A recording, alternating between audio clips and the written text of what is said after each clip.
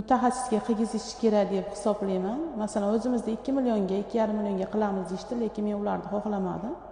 1,5 yildan beri bu menga og'riq berdi, og'irlik qildi. Assalomu alaykum.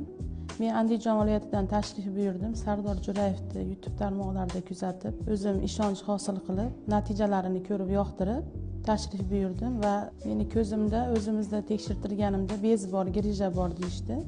1,5 yildan beri bu menga og'riq berdi, og'irlik qildi, qichishtirdi.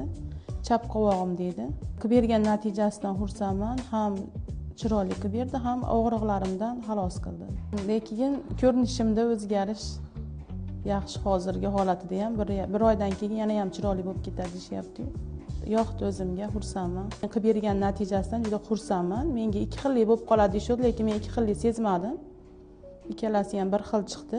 Mutaxassisga qilgizish kerak deb hisoblayman. Masalan, o'zimizda 2 millionga, 2,5 millionga qilamiz deyishdi, lekin men ularni xohlamadim. Haqiqiy mutaxassis joyini topay deb shu yerni topib keldim. Boshqalarga ham tavsiya qilaman. Qilib bergan natijasidan xursandman. Sardor Jo'rayevga katta rahmat. Omadini bersin. Qilib bergan natijasidan xursandman.